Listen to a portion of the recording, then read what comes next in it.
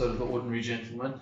I'm your host, Anton Biertge, and you'll remember that we began, the last time you saw my face was a two-part episode on just having a look at the commendable example of constructive, good leadership, good example of biblical masculinity in the life of Nehemiah. And we had ended off toward the middle of chapter 2. We had a look and seen at how God had been preparing Nehemiah and the king's heart, King Artaxerxes, to allow Nehemiah to go back to Jerusalem. And he's got his permission, he's got the resources that he needs, and he acknowledges that the good hand of his God was upon him, giving glory to God.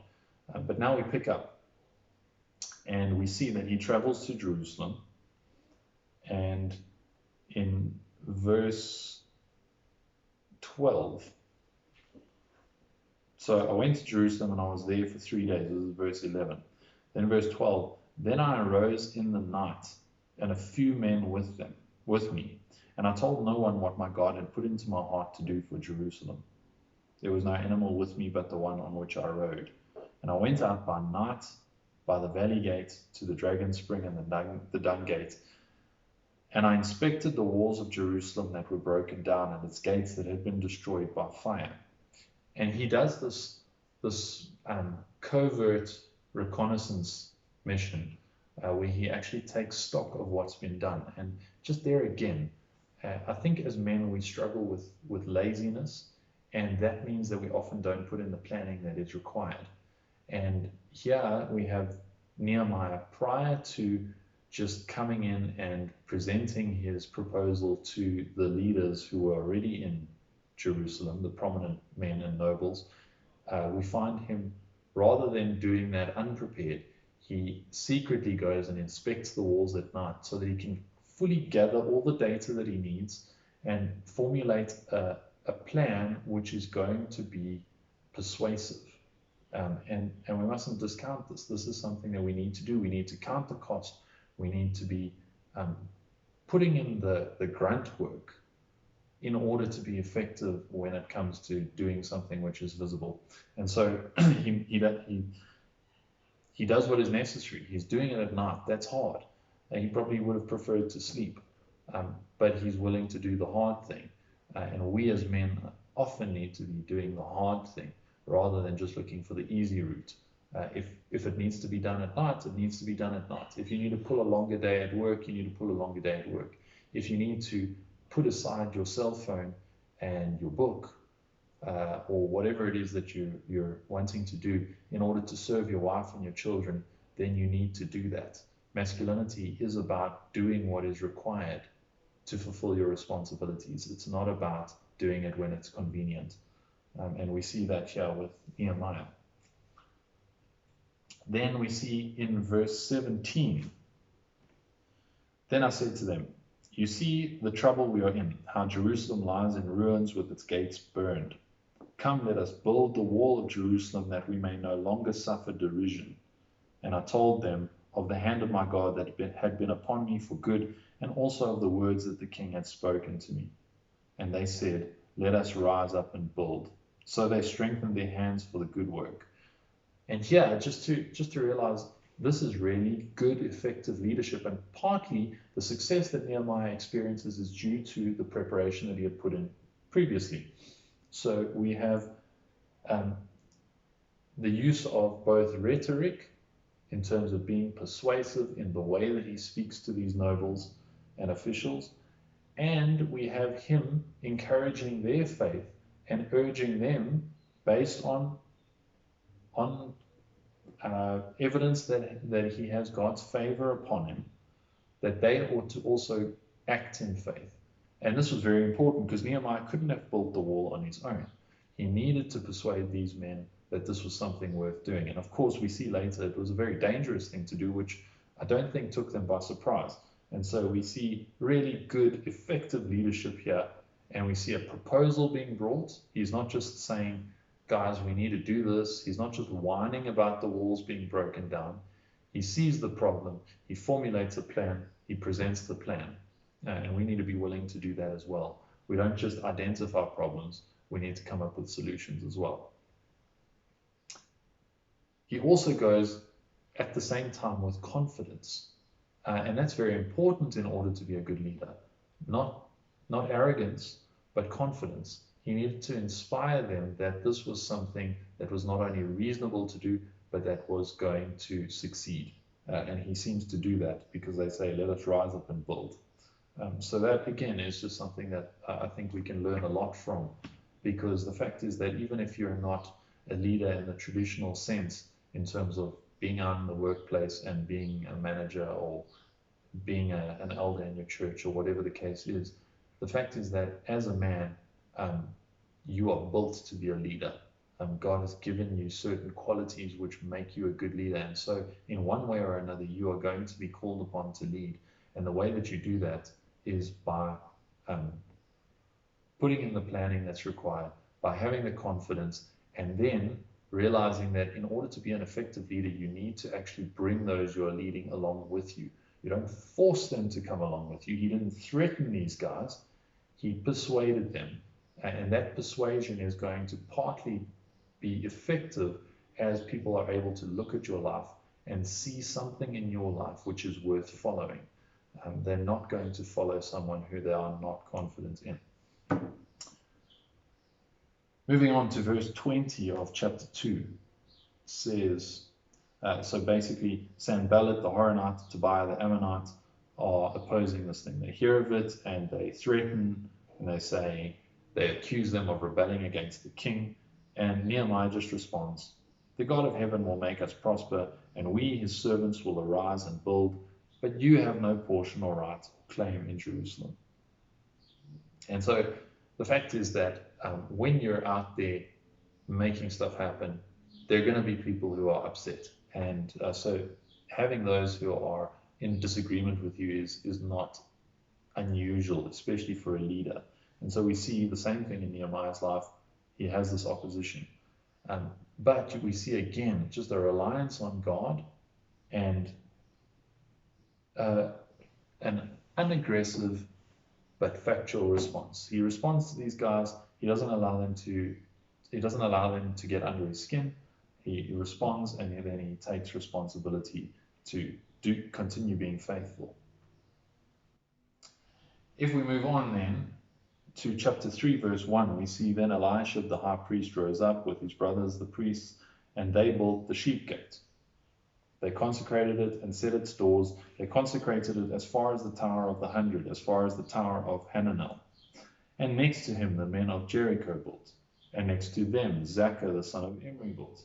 The sons of Hassaniah built the fish gate.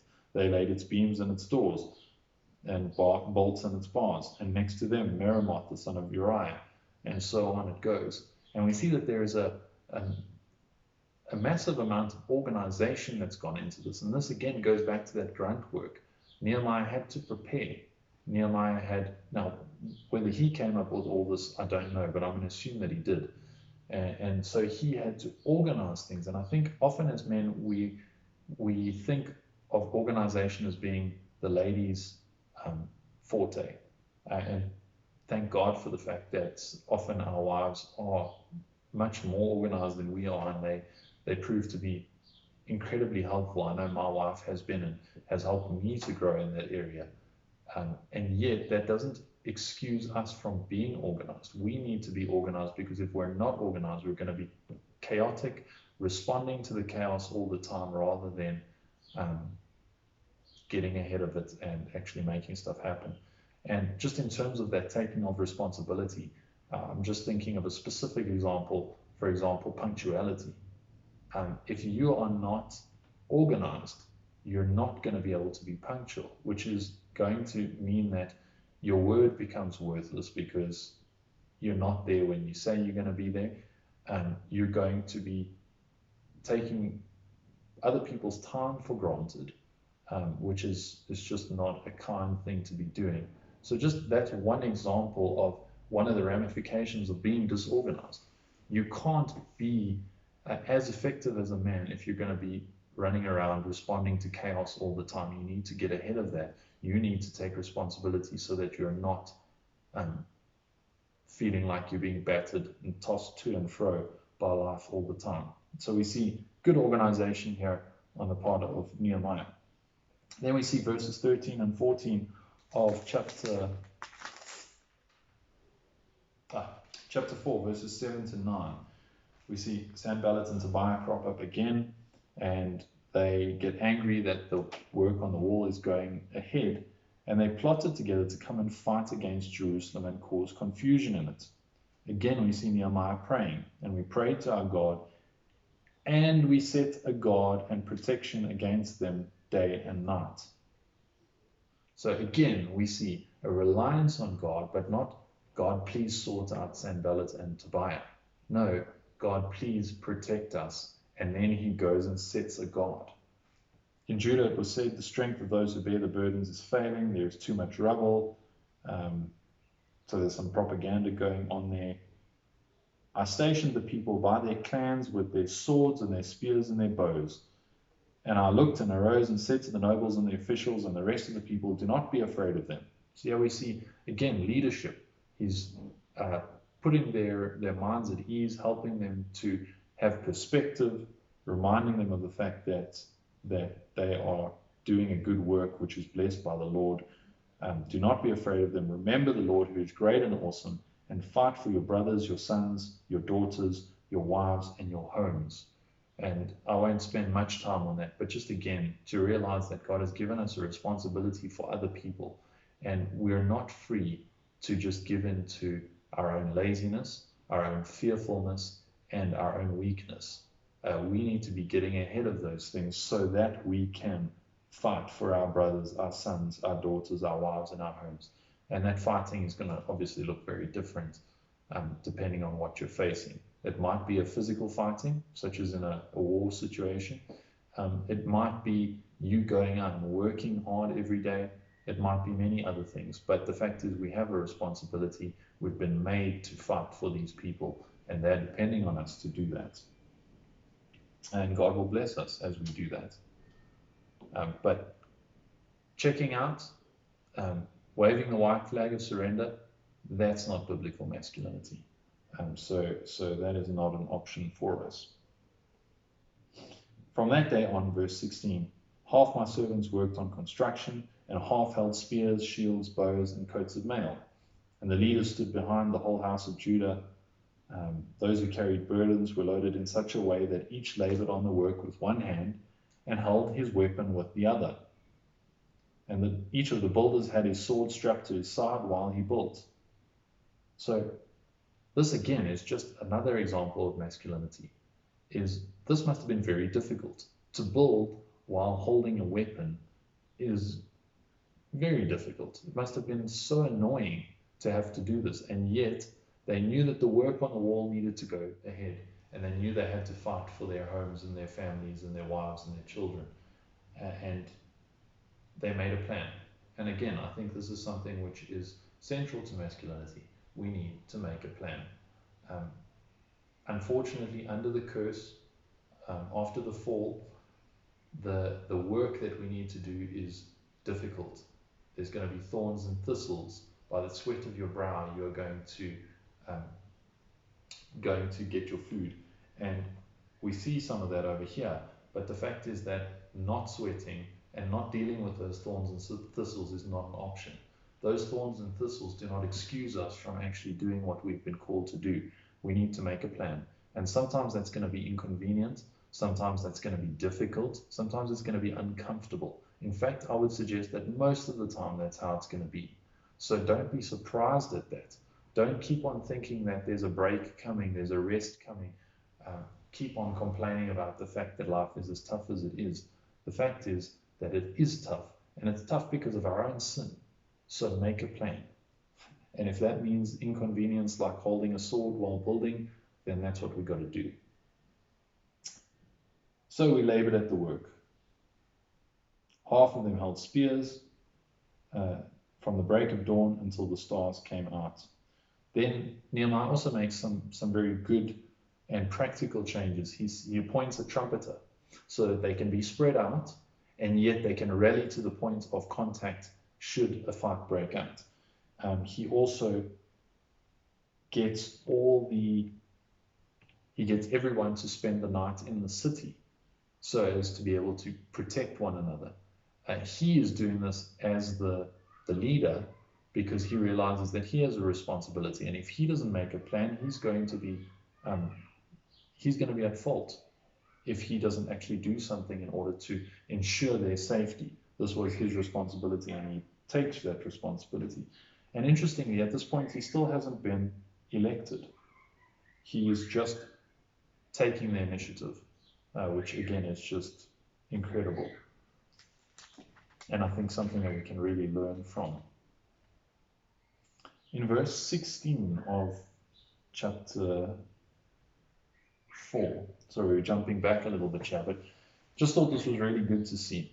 From that day on, half my servants worked on construction and half held spears. And just from that, just to realize that my servants part, that was not him lording it over them. That was him identifying with them. That was him saying, these are those for whom I'm responsible. That was him saying, I care about these people. They are mine. And that is a similar way that we need to be taking responsibility for those who are under us. And that is not just your family. That is something that you need to be thinking in terms of those whom you employ, those who are underneath you at work, even if you are not the boss, you're just superior to them in rank. You need to take that responsibility for them, because that's part of what it means to be a man. Looking a little bit further on in chapter 5, we see that there's some social problems, and that is due to the fact that they are getting each other into debt and charging interest. And we see Nehemiah is not afraid to bring specific charges and call them out for their sin. And we need to be willing to do that as well. We can't just stand by and shut our eyes to things which are going on around us, injustices which are happening, just because it's going to be uncomfortable to call them out. We see a rebuke in verses 9 to 11 of chapter 5. If we just actually read that section. So I said, the thing that you are doing is not good. Ought you not to walk in the fear of our God, to prevent the taunts of the nations of our enemies? Moreover, I and my brothers and my servants are lending them money and grain. Let us abandon this exacting of interests. Return to them this very day their fields, their vineyards, their olive orchards, their houses, and the percentage of money, grain, wine, and oil that you've been exacting from them. And once again, as a leader, he is effective. He's not threatening them at this point. He's just telling them, and he has enough pull to get them to do what he requires. Then we see in chapter 5, verse 14, finally, Nehemiah is recognized as the leader, and he is appointed as governor.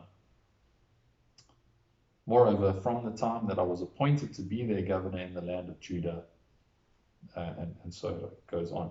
But then he says that he didn't, neither I nor my brothers ate the food allowance of the governor. The former governors who were before me laid heavy burdens on the people and took from them their daily ration, 40 shekels of silver. Even their servants lorded it over the people, but I did not do so. Why? Because he's such a good guy? No, because of the fear of God. This was a man who lived conscious of the fact that he was under God. He was under one who saw his very heart motives. But he also is doing this for the good of the people whom he is over. He doesn't want to overtax them. He is willing to, in fact, this allowance for the governor wasn't simply like a big salary. The governor had to, we see, provide food for many people. Now, what was prepared at my expense for each day was 1 ox, 6 choice sheep and birds, and every 10 days all kinds of wine in abundance. Yet for all this I did not demand the food allowance of the governor, because the service was too heavy on the people. So that's, again, another mark of a good leader. This, right here, is servant leadership. Servant leadership is not giving in and allowing your wife to make all the decisions. Not allowing your wife, let me rephrase that, not implicitly demanding that your wife make all the decisions because you are too lazy and too fearful to take responsibility. Yes, you need to involve your wife in the decision-making process. Yes, you need the wisdom that she's going to bring. But no, you are not free to abdicate your role of taking responsibility for those decisions. That is not servant leadership. That's laziness. That's sinful abdication. We need to be servant leaders in this sense, that we are willing to disadvantage ourselves for the good of those that we lead. Just getting back to that topic of servant leadership within the home. Um, Another thing that I see a lot of is if you ask for your wife's opinion on something, and for example, you get to a point, you think you should go right, she thinks you should go left, and you decide, let's go left. Now you own that. When if that left turns out to be the wrong turn, you don't get to blame her for it. That's not leadership. That's exactly what Adam did back at the fall. That is putting the responsibility, shifting the blame on her. That's not what we're called to. So even when you consult your wife according to her strengths, and I use that example precisely because my sense of direction is shocking. And I've just realized that generally speaking, my wife is right. If I think we need to go right and she thinks we need to go left, I should probably go left. But if she is wrong, that becomes my decision. As soon as I decide to go that way, that's my responsibility. And I take the fall for that. And if it means that we look bad in front of other people, I take responsibility for that. I don't lay that blame on her. That's servant leadership, not a lazy abdication of responsibility. Okay, moving on from that. We see in chapter 6, verses 2 to 3, Sanballat and Geshem sent to me, saying, "Come, let us meet together at Hakkephirim in the plain of Ono." But they intended to do me harm, and I sent messengers to them, saying, "I'm doing a great work, and I cannot come down. Why should the work stop while I leave it and come down to you?" And they sent to me 4 times in this way, and I answered them in the same manner. And just here again, prioritization. This is a man who knows exactly what he's been called to do, and he's not going to be distracted even by those who are seeking to undermine him. The fact is, we don't owe everyone an explanation. There are certain people whom we do, but there are other people who really, at the end of the day, I think you don't owe them any explanation. And again, I'm throwing these things out there, and I know that they can be misunderstood, but that doesn't bother me overly. Okay, we see in verse 9 of chapter 6 that there's some false accusations. They say that actually Nehemiah is committing treason, he's wanting to take over from the king, and we see that he responds with courage and boldness, and he's not fearful just because of these threats. But then, skipping on all the way, we see in these intervening chapters a whole lot of other things take place which don't have a whole lot to do with Nehemiah personally. But if we go on to chapter 13, we see that biblical masculinity is not always nice. And it seems as if in our day and age, the 11th commandment is, "Thou shalt not hurt my feelings." And that can be something which is very difficult to emotionally to kick against. And yet I'm convinced of the fact that sometimes true love, sometimes godly leadership is not always nice. Okay, and that's not to excuse harshness, that's not to excuse sinful impatience, whatever other ungodly traits you can think of. The fact is we have clear indications about how we ought to be. But nice is not one of them. Often godly behavior is going to make you a nice person, but nice is not the goal. Sometimes the most loving thing to do is not going to be well received, but that is what is best for the person at the end of the day. Think of church discipline, for example. Church discipline is hard. Church discipline is not going to be something which the person receiving it is initially thankful for. And yet, at the end of the day, it's the most loving thing to point out to that person that, hey, your behavior is not lining up with your profession. Whereas if we didn't do that, they might never realize it. So we see here Nehemiah in verses 4 to 9, chapter 13. Now before this, Elisha the priest, who was appointed over the chambers, he makes rooms for Tobiah, who was not an Israelite and was therefore unclean. While this was taking place, I was not in Jerusalem in the 32nd year of Artaxerxes, king of Babylon. I went to the king, and after some time I asked leave of the king and came to Jerusalem. And then I discovered the evil that Elisha had done for Tobiah, preparing for him a chamber in the courts of the house of God. And I was very angry. Okay, now remembering again that this is a sinful, fallen man, so perhaps we aren't meant to emulate everything about him, yet this was a justified anger, I think.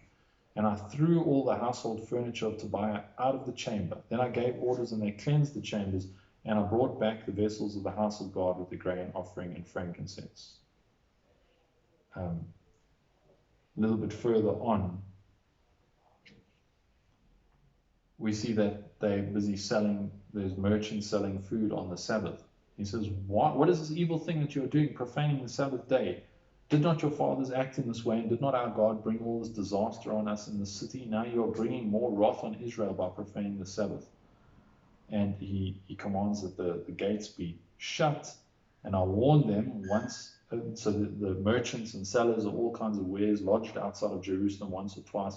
But I warned them, and I said to them, why do you lodge outside the wall? If you do so again, I will lay hands on you. Now, we know that one of the requirements of an elder is that he not be a violent man.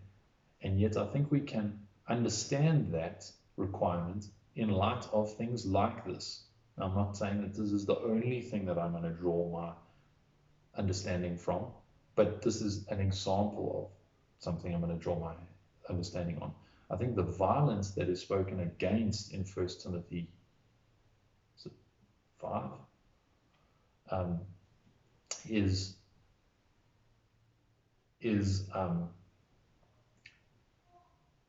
a lack of self-control. This is a man who lashes out either with his words or with his fists. This is not someone who is under control.